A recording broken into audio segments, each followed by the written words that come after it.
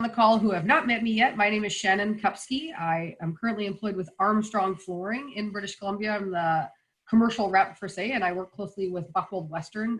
My closest counterpart, Lauren Smith, is on the camera today right here with me. So I've been in building materials, believe it or not now, for almost 23 years. So my mom pretty much told me to, after high school, go to school or get a job. And I was like, ooh, I have no idea what I want to do. And I literally started working at a lumberyard where I do actually know a ton of the people that are still in this industry from back in those days. You may have heard of it, called Revy Home and Garden. And so, like I said, I've been in this building material construction industry for over 23 years. I love it.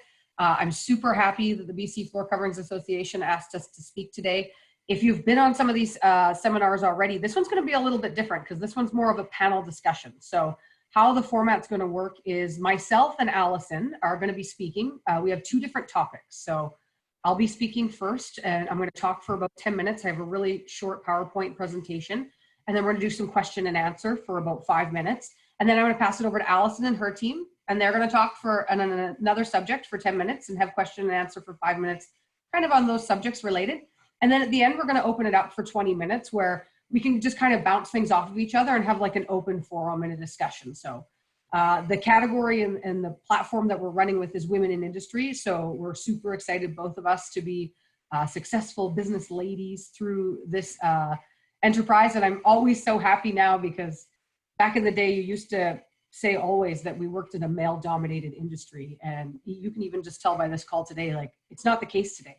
It really is going to be gender neutral and balanced for the amount of people that are in the industry. So I love it. And yeah, thanks for letting me speak.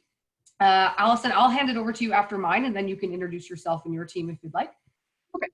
And so yeah, I'm just going to share my screen with a PowerPoint. And then today we are actually going to be talking about, let me just see if it'll go to desktop. Just let me know if you can see it, Allison, with my duplicate slideshow. There you go. Can everybody see this? Yes. Perfect. All right, so I'm going to kind of talk about networking, but I don't want to just talk about the high level networking. I want to talk about realistically how to make it work. What do we do?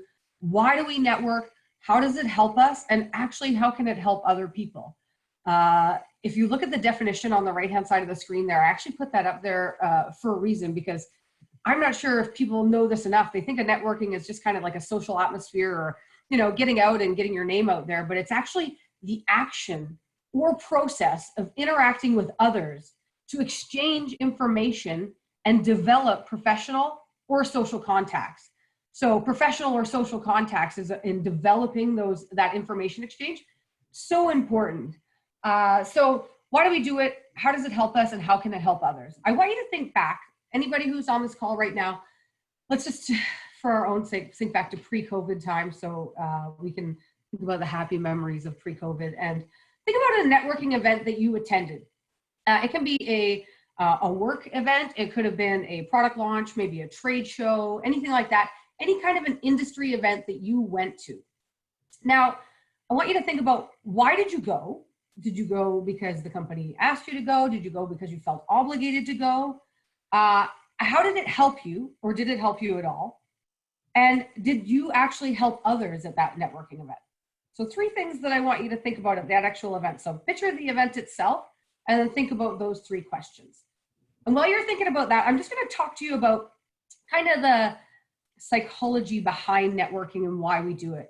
I'm going to take some people back to their early college years here, but we're actually going to look at Maslow's hierarchy of needs. And if you're not familiar with this period, the pyramid or Maslow, basically he said to be able to get to the top of this pyramid, you have to be able to fulfill the thing below. So the very beginning of this pyramid is like food, shelter, water. It's physiological needs that we need to actually survive. The next part of that pyramid is going to be where you look at things for, you know, health, job, family, you know, property, safety and security. These are our safety and security blankets. So basically without these 2, there's no point in you going along, because you need these first 2 to survive. But that third part of the pyramid, that love and belonging category, that's where networking really comes in. And that's where that sense of connection that we all long for is going to be important. Now, I did put a couple arrows up here because I'm very fortunate to be from the pre-internet days. So I still remember when we actually didn't have computers and all that fun stuff. But it's interesting now with social media platforms because, with Instagram and Facebook and LinkedIn and Twitter and all these different platforms, Pinterest, we almost get these false sense of connections where we feel like we've been connected with so many people, and sometimes we're social media drained by the end of the day. But realistically, it's almost like a fallacy because it's a one-sided communication. And I was talking to someone else about this subject just the other day, and even they were bringing up, a lot of times on social media, we're really only seeing the highlight reel of what's happening on their social media. We're not seeing the good, bad, and ugly. We're just seeing that. So I think people almost feel like they're getting that sense of belonging from the internet. So maybe they don't feel like they need to network as much or attend as many industry events or really get out there and get your name out there and build your personal brand.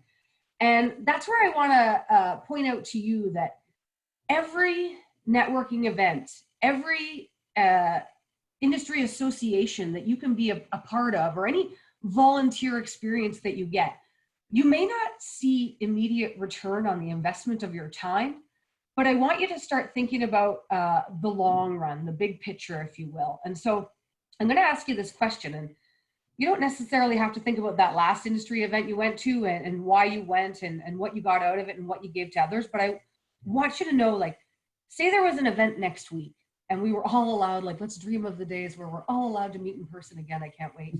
But you're allowed to meet in person and we're going to all go to this event. And what if I told you that next Thursday at this event in the evening in your own personal time, where most people really struggle because, a lot of people have families, a lot of people have other, that work-life balance that we're all struggling for. What if I told you at this next event that you attended in person, you are guaranteed to meet your future CEO? So say 5 years later, 10 years later, you're going to work for this person. What if I could guarantee you that you would meet that person there? Would you go? And what if I could guarantee, let's sweeten the pot a little bit. What if I could guarantee that you would meet not only your future CEO, but they're going to pay you double of the money that you're making today? What if I could guarantee that? What if I could tell you that at this networking event, you are going to meet your mentor that will help shape your professional career, like somebody who is going to be able to bounce things back and forth and help you decide, what's best for you and your personal brand and your life choices moving forward, your mentor. Or what if I told you at the next event that you attend, one of the people that are there, maybe they're not even a customer, maybe they're another key vendor or somebody else, that might be the person who refers you for your dream job or an amazing job opportunity down the road. So think about those things. And then I want to give you some tangible examples for me personally. For those of you who know me on the call, you've probably seen me at a million network events. I've been to most of them. I try to go to as many as I can. These are things that have actually happened to me at industry events. And at the Building Supplies Industry Association trades show back in 2007, I believe it was still the Building Supplies Dealers Association maybe back then. But I actually met my future CEO, and she's still my current mentor to this day. And they hired me at a company that I worked at in 2009.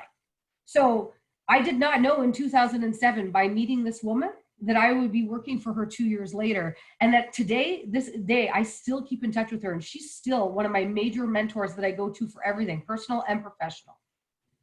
At a Home Builders Association, actually formerly Greater Vancouver Home Builders Association, but now called Haven, at a dinner meeting in 2006, that's a while ago now, 14 years ago, I met my future employer, my future boss, that I started working for in 2013 in a different province in Toronto.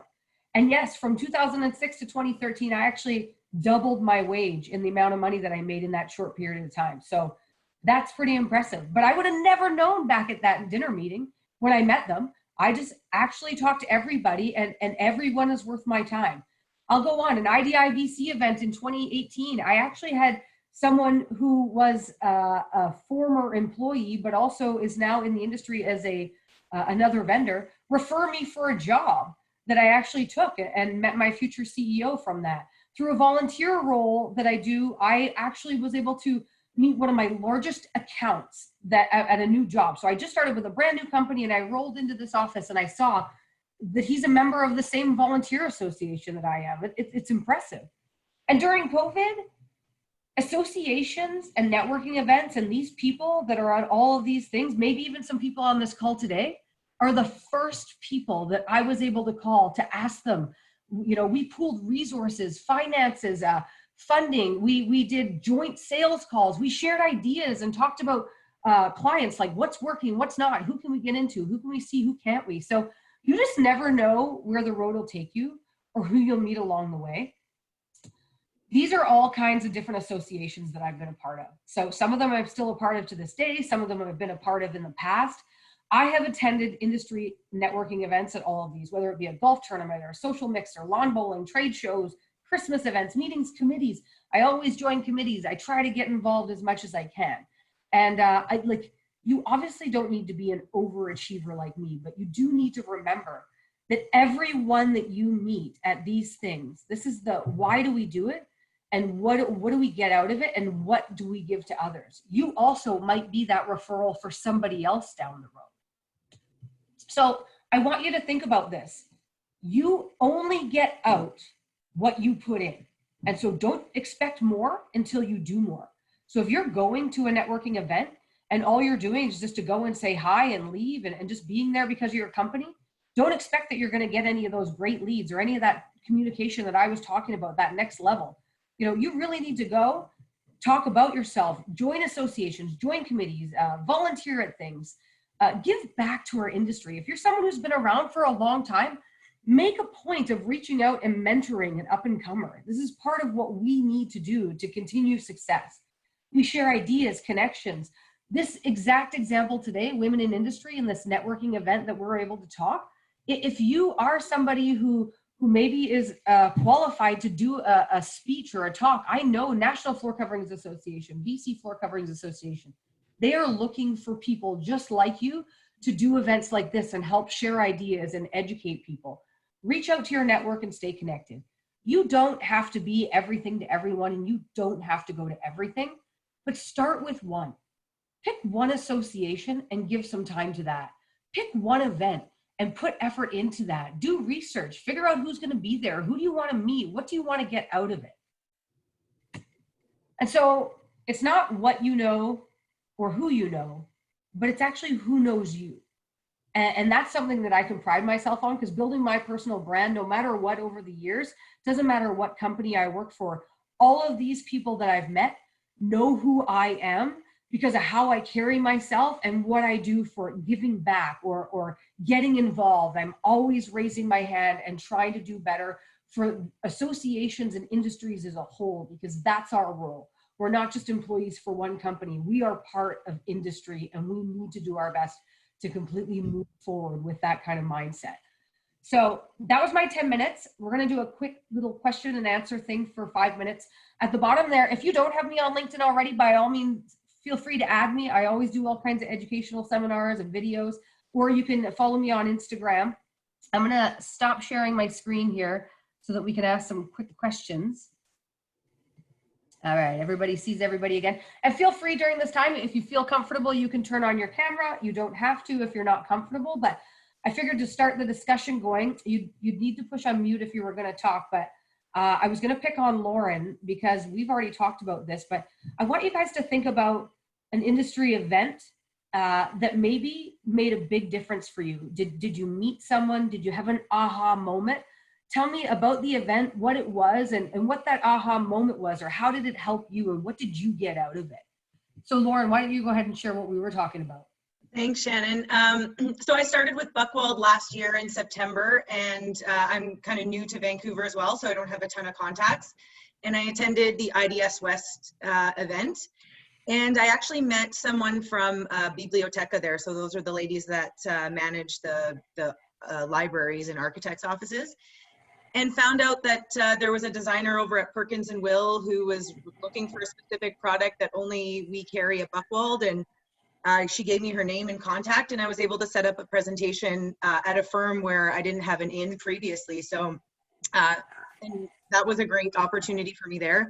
And sort of further to Shannon's point, like thinking back to all the positions that any job that I've had in my adult life, I've gotten those jobs or those interviews based on people I've known or people recommending me or just meeting people out in the industry. So, like Shannon said, I think you never know who's going to be your future coworker or employee or customer. So it's great to get out there and meet people constantly. Anybody else have any examples? I know, well, I've known Thomas for years through industry associations, and I'm sure he could tell you that he knows all the people on the screen for the same reason. Love to hear about some of your networking wins or how you made something really work for you. Was that an invite for me, Shannon? Absolutely, Thomas. We'd love to hear about it. Well, I live by what you've just talked about.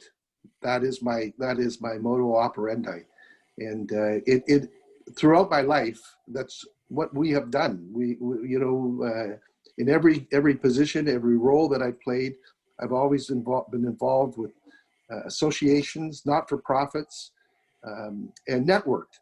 And it's really interesting to see how it's developed into social media.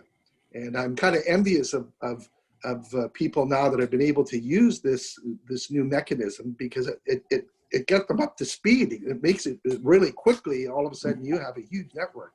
Where us guys that did it in the old days, we did it one by one, and it was handshaking and glad handing people and meeting them. But you know, everything, and you know, for Susan and Jackie, people that have worked with me know that we're interconnected, and everything that we do is connected. And you know, when I went to China and met people from BC Wood and Canada Wood, and we toured some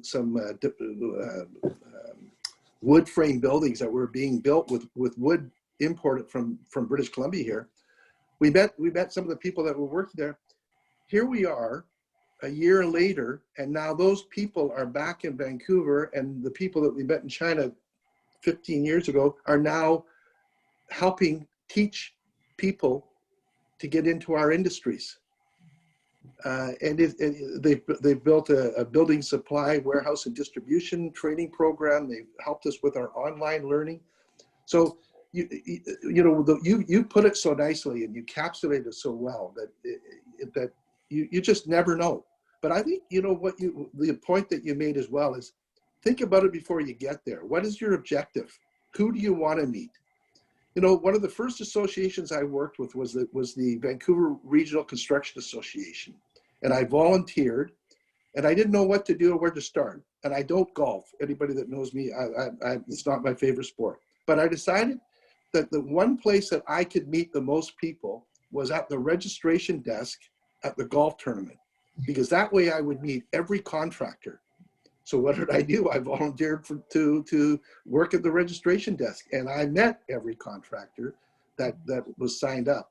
And that helped my career, and I still have some of those relationships that I met in 1980 that our people have gone on and become successful and built great organizations. So it is magic what happens. Yeah. Yeah, we're going to go on and let Allison do her part of it, because she's got some great subject to go through too. And don't forget, at the end, we have another 20 minutes of open forum. So by all means, if you have more comments or you think it's something in the meantime, we can bring it up then. But I'm going to hand it over and mute myself and give it over to Allison. Great. Thanks, Shannon. I appreciate it. So basically, I'm part of the Pioneer Home Hardware team. I'm one of the owners and operators. I've got my sister here, actually, Teresa Handel. Hi. And I've got my other partner here, Amber Sprang. So the three of us run and operate Pioneer Home Hardware Building Center in beautiful Campbell River, British Columbia. I'm going to share my screen now, so get my presentation up.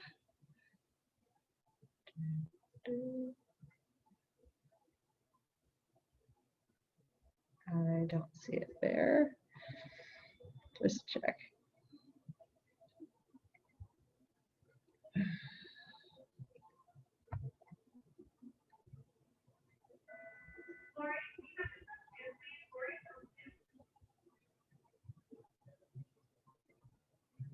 Okay. There it is. Okay, hopefully you guys can see it.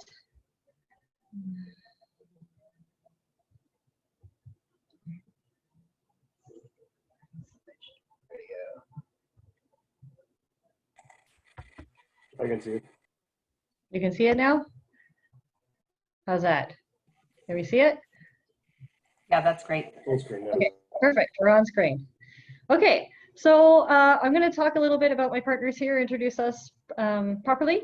Amber Spring is got 20 years with Pioneer Home Hardware Building Center. Amber is our problem solver. She enjoys that. With a Bachelor of Business and Administration, Amber is described as our consistent, fair, professional, and reliable.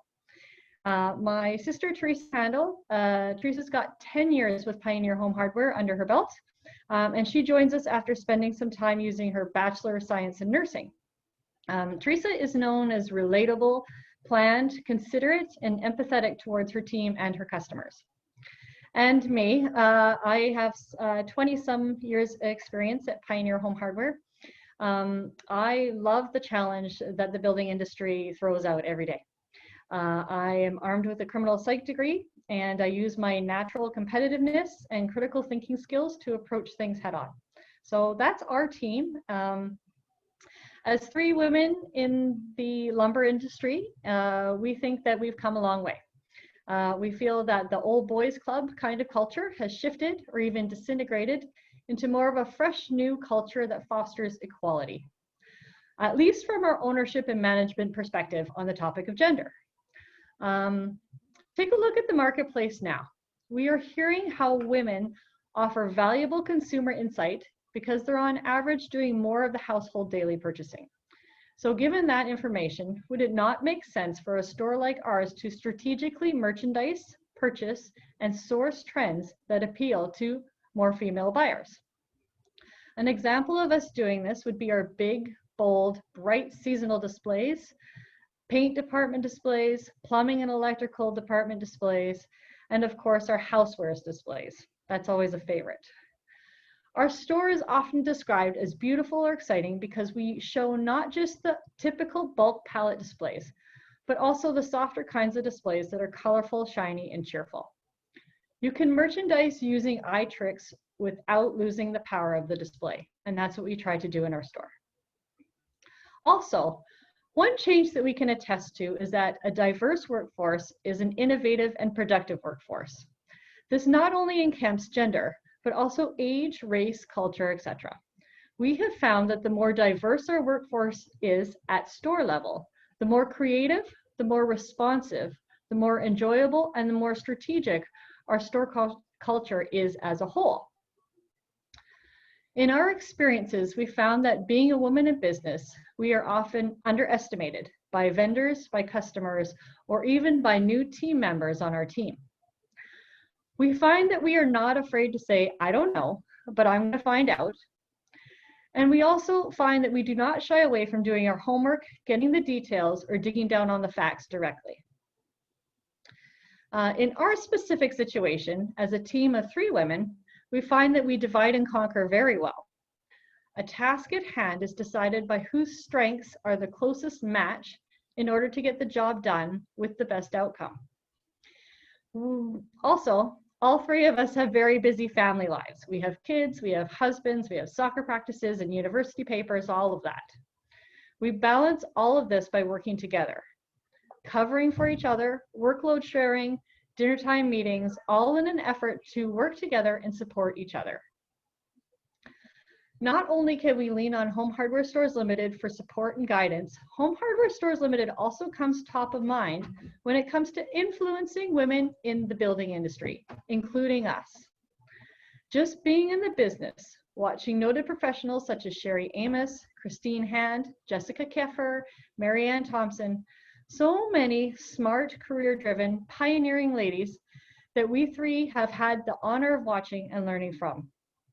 The number of professional women within the home hardware organization is too many for us to list name by name.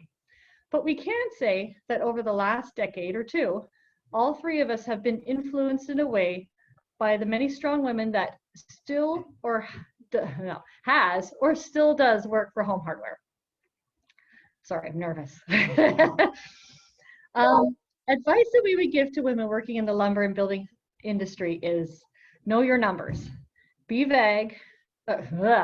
Don't be vague. Don't do that. Don't be vague. Prepare your numbers and know them offhand before you go in. Don't be afraid to show people how smart you are right up front. Don't hide it unless you want to use it as leverage. And don't be afraid to ask questions. So in saying that, my presentation's done. And now, does anybody have any questions? No? So what I'm going to do is I'm going to stop share right here. This is my first Zoom meeting, so thanks for being patient. All right, does anybody have any questions about our team or what we can offer? By the way, mine's more of a comment. I just wanted to say, Allison, for those of you on the call, I'm actually from a small town in southwestern Ontario where Home Hardware's head office is. Yes. And for years, Home Hardware, very successful business. They've done a great job. By the way, that CEO that I talk about, that's a mentor to me today, she actually, her store just became Home Hardware as well. Home Hardware is so progressive and changing the way the building supply industry has been done. Marianne Thompson, I've known for years. Yeah. And I would say I'm so proud of Home Hardware and how far they've come from moving away from that old boys club and understanding the gender equality in power positions. And you guys are doing such a good job out there with trying to appeal to that female shopper and everything too. Really good job. Super happy. Well, thanks, Shannon. That's great feedback for sure. It wasn't hard for us to find examples within the Home Hardware organization of successful career-driven women. Seriously, I've been in the business 20 years and I've seen more and more and more being added, and the way that they innovate and change. It's a great company to be a part of and very exciting, especially moving in with, the COVID and all the other stuff that we're thrown at. I feel like Home Hardware has dealt with it very well. So, yeah. Allison, it's Thomas. Having walked through your store and met your team and know your dad and his brother and the family, I was just so impressed recently when we were in your store. Just it is so captivating. You've got so many interesting pieces, and you talk about that and how you appeal to the other half of the people that buy in our industry, and that's the female side. I was really, really impressed with the TVs and the big screen TVs that you had, and they were running, and kind of the fun things that you're doing, you and your sister dressing up in your kimonos and different themes. It was really a different experience than going through your typical hardware or lumber yard. Yeah, we are focusing on the customer experience in the store, and we will try anything. We will, of course, do the homework behind it, and what's the benefit, what's the risk, and we'll come at it calculated. But we are not afraid to try anything. When our staff come to us and say, "Hey, I have an idea," or "We have a change," we walk it through, we talk it through, we do some thought behind it, and we try it, or we try a different route. It's something that I think our staff really like, because it gets their participation in the deciding processes, and in every day they have to deal with it. So I'd much rather have their input and run the store that way. And I think all three of us as a team foster change and are not afraid of trying something new or different. So I appreciate that. Thank you. Yeah, the other thing that I did notice is there's Tom Peters talks about MBWA, and that's management by walking around. Oh yeah. And you guys are always on the floor, and you're always taking the temperature of the customer and your staff, and that's so important as well. And I was really impressed with your hands-on ability with managing all of that. Thank you. That's been a big part of our training process, actually. We don't have an official training process for this position, believe it or not. And neither did my dad or his dad So, I mean, for us, my dad put us into training before we even knew we were doing. He's moved us around to the store, to the different positions, to learn the actual position and be in that position and know the positives and benefits and the, you know, the tough parts about that position. So both Teresa and I and Amber went through the store that way. You know, we've been in the receiving room, we've unloaded trucks. I'm out in the yard every day. Teresa's down on the retail floor helping customers, not just walking around, but helping customers and coaching staff.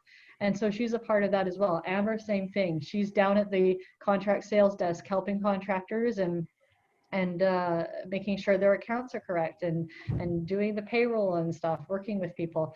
So I think that that's the really one of the important things is that we've been able to try all the positions.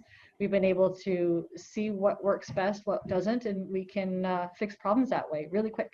So yeah, that's our official training plan. Yeah. Well, you know, when I started with the association about 12, 13 years ago, the first magazine that I was involved in featured your family Oh. and your operation. And it was the front page of the magazine. And it's been really fun to see the transition and your succession plan that your dad shared with us when we met with him a couple of years ago, when you guys really started to, he really started to back off. And so important. And, you know, I have a question for you, and you know, Sure. how do we attract more women into our industry? How can we remove that sort of barrier that seems to be there? I like to, let me just take it at a store level, okay? I have a young lady that started with us, and I handpicked her. I looked at all the resumes and applications. She's just a school student. She you know, she was with us with the summer, and we asked, where do you want to be? We kind of walked her around the store and said, you know, what really interests you? Where do you want to be? I had a particular position that I was looking for, but I also wanted to make sure she had input, because I want her to want to show up. So, you know, she chose the yard, which is not a typical position for a young lady, especially, you know, she's 17. And she loves working in the yard. She loves working with the team. She's enjoying it so much so we just signed a new contract with her. And, you know, I said, listen, now's the time if you want to change, you know, to another position, if you want to try cash, if you want to try sales floor. She said, nope. I want the yard. I love the team. I love what I'm doing. And she's gaining knowledge. And it's just, I think, taking it from such a young age and not looking at it as just a job, but as something that they like, something that they're enjoying and they're happy with. I think when you get that connection, it just grows. It grows into more responsibility, more knowledge, you know, more depth into that career. And you know, when I talk about her getting a forklift ticket, oh yeah, she's all over that. So I think that it starts from the first position. If you can make that exciting, if you can make that engaging, then I think growth is there. And we take that with any approach. You know, if we've got a staff member that doesn't really want to be in that position anymore, we always ask, hey, what is exciting to you? You know, where can we fit you in? Because, you know, we've spent the time and effort in training this person. Let's see what's exciting to you. So again, I think you have to have passion at the core, and, you know, and we have to get it right away. So I don't know. That's my answer. Great. I hope I answered your question. Yeah, well, we have some students on the call here today as well. Okay. So they're learning, you know, they're going through the BSWD, Building Supply Warehouse and Distribution Training online. Oh yeah, yeah, so, absolutely, yeah. And it's really interesting that, you know, we'll get a chance to talk to them in the next few days. Hopefully they give me a call. Beautiful Campbell River. If anybody needs to work, we'll plug there. But yeah, I mean, I didn't think I would be in the lumber and building industry. I have a criminal psych degree, but again, it's the passion. I love this. I love lumber. It's weird, but I get excited over cedar. It's weird. So, Allison. Well, So, hello, Thomas. Yeah. I just got a question in the chat, and I just want to pipe in. Uh, what has been your greatest challenge with this male-dominated industry, and how have you overcome this challenge? Okay, good question. You know, I think when I started 10, 15, 20 years ago, I think my biggest challenge was being a woman and being young. I think I was overlooked a little bit. I went to the WRLA show and people thought I was in the booths instead of actual purchasing. So, but I find that was the biggest challenge getting started. And I think now that I'm more established, people take me seriously. I do get underestimated when people don't know me, but I find one or two conversations, people then, you know, realize that I know what I'm doing, or I'm really good at pretending, and yeah, I think that has been a challenge. I would say being a woman in this industry was, for me, age and gender. So. And if you don't mind me piping in a bit there, if I can hop in on that same question from Henry, Yeah. I'll give a great example. I was 21 years old as the team lead of the tools and hardware department. There you go. That's a good one. Revy Home and Garden. And it was male-dominated industry. Like, as soon as a man would walk in, they would never ask me a question off the hop. They would always turn to one of my employees, actually, and say, hey, you know, what about this, and this? Which tool do you think is the best for the job? And I will tell you that I have had amazing support from coworkers and employees and stuff where, you know, the guy with this guy that I work with actually was Gary Lupel. I don't know if you remember Gary Lupel. He used to play for the Canucks. Hilarious guy. But he would always listen to the customer, and then he would turn to me right in front of the people and say, well, what do you think, Shannon? And I would say, well, you should probably tell him this. And then he would tell him that. And they are always so shocked and amazed. And so being built up by your peers, I don't know if you're watching what's going on in Hockey Night in Canada right now, but them having Cassie Campbell on as one of the commentators now, and you constantly see Ron McLean give her credentials over and over again and say, there's nobody better on this stage than to talk about this situation because Cassie is this, and talk about her accomplishments and talk about what she knows. And I always say that I found being a female will always get your foot in the door for a meeting or an introduction. I find it a little bit easier, but we definitely have to prove ourselves a lot quicker. And so I challenge women to know their, and I'm not going to use a swear word, but know your stuff. Know your stuff. And that's how you get involved. That's how you overcome it. And as soon as ever I've been challenged or underestimated, the moment I start talking at the level I do and have the passion I do about what I do, I've never been discredited since then. Yeah. An example that I have is I was quoting on a job, a new contractor outside of area doesn't know me from a hole in the wall. And I kept calling and I can't meet him face to face. He's not here. So I kept calling and he wouldn't call me back. So I ended up sending a bouquet of chocolates and flowers and everything to his desk and says, please call me back. And he calls me back. He's like, okay, you've got my attention. What's going on? So, and I got to quote and bid and win the job. So I think that not necessarily being a female in the industry, but more just persistence. I think, you know, when you're developing your career, no matter, you know, what gender you are, persistence helps. So, yeah. Yeah. And dare to be different. Yes. Right? Yeah. That's a very different approach. Yeah. And, you know, I watched and worked around Shannon for many years, as she mentioned. I still can't believe that you've been in the industry as long as you have, because you're not aging, you're getting younger as you go. But you work a crowd like no other. And, you know, you could give lessons, and it was so nice to hear you put it into a formal presentation today. And Allison, as you as well, it's you know, we knew that this was going to be a stretch for some people, this new Zoom platform, and we're really, really pleased that we're the ones that got you involved and stretched you a little bit, and you did really great, and we appreciate that. We just appreciate that you're a member of the association and a supporter of our industry. Both your team and Shannon as well, and everybody that's on the call here that is part of our industry.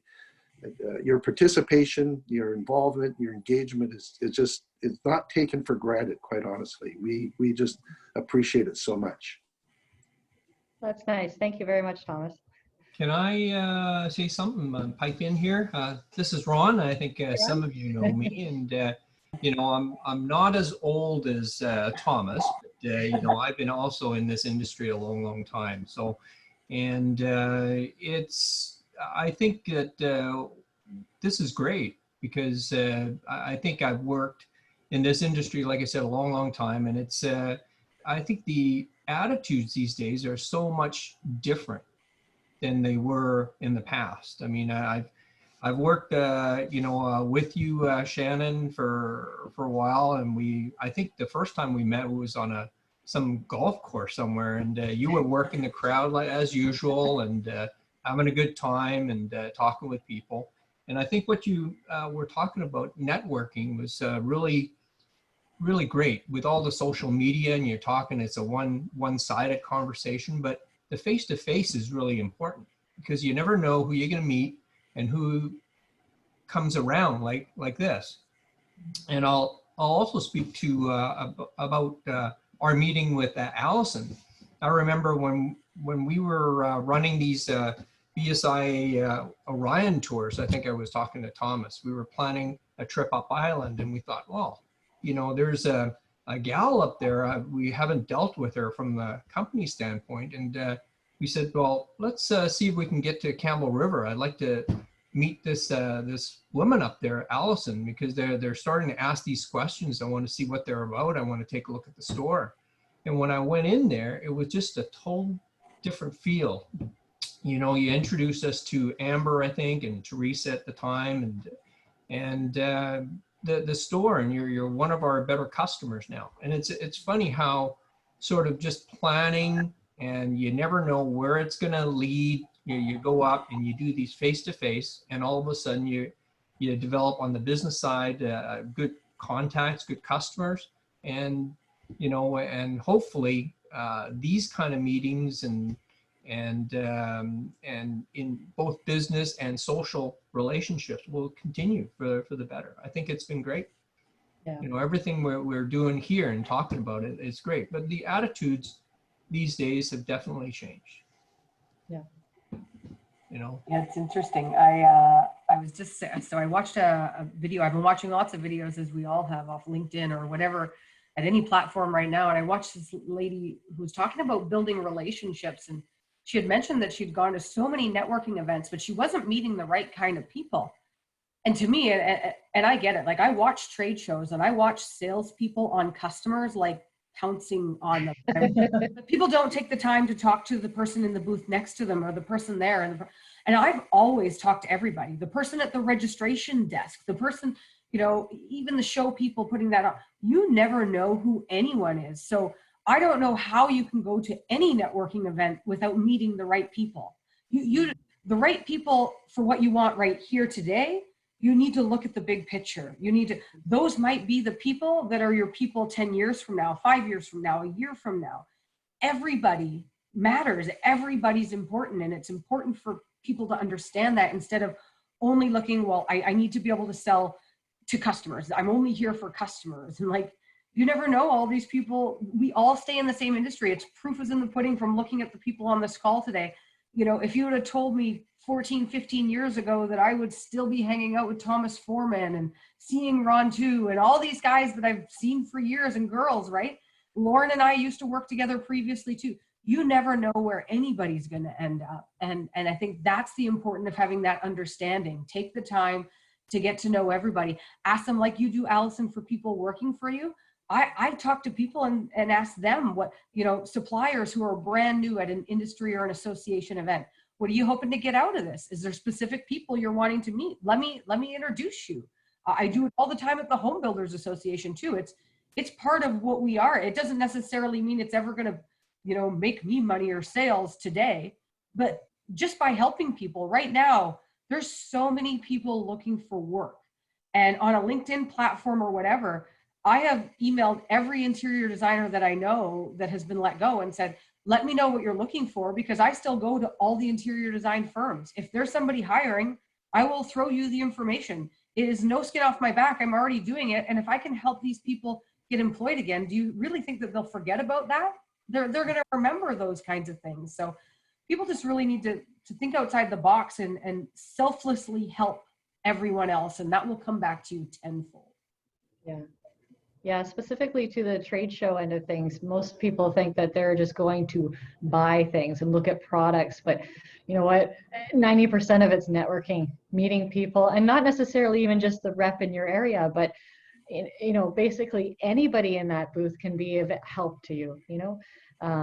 Networking is really important, especially, you know, dealer to dealer and store level, and same thing for the reps and the vendors and all of the people engaged in those trade shows, all the commentators, all the, you know, seminar presenters. It's really networking is a big part of trade shows. It's not just the product that you're looking at. So yeah. Well, awesome. What time is it? We definitely have 2 minutes left before the end. So if anybody has any comments or wants to ask anything, if you're shy in the chat, you can feel free to turn on your video. And by all means, I'm sure Allison would say the same. You can add us on social media or call us at we have our phone numbers. Thomas knows how to get a hold of us. If anybody's looking for a mentor or to be mentored, we could probably hook you up with that too. There's enough people that we know in the industry. If you don't have a mentor, I strongly encourage you to get one. It is probably one of the most advantageous things you'll ever have. Absolutely. Yeah. Okay, that's it. Love it. Hey, I don't know how you did that thumbs up, but I want to do that. Well, we're all learning from each other, and that's. I know. I was like, hey, I want to put a thumbs up. Hey, Thomas. That's one of our students. That's great. I need to. On the bottom panel, on the right-hand side. Oh, it says reactions. Yes. Yeah. There you go. There you go. I'm loving it. Smiley faces now and everything. So good. Awesome. Well, Okay. big round of applause for everybody today, and thank you too for your participation and the team that helped get you here. We sincerely appreciate it. Yes. Well, thank you for putting on 2 days of seminars. This is amazing. I have 2 more right after this back to back. So the BC Floor Coverings Association, the Building Supplies Industries Association, if you're not involved in these right now, or you haven't been involved, and as students get involved, volunteer at events or networking things, this is the kind of people and the kind of stuff that's going to take our whole industry to the next level. Okay. And I appreciate everybody that showed up and listened to us. Yeah, I hope everybody has a great event. Thank you. Thumbs job, up. guys. Thank you. Thanks, Tom. Thanks, Tom. Appreciate it. I'll close our meeting now. Okay, thank you.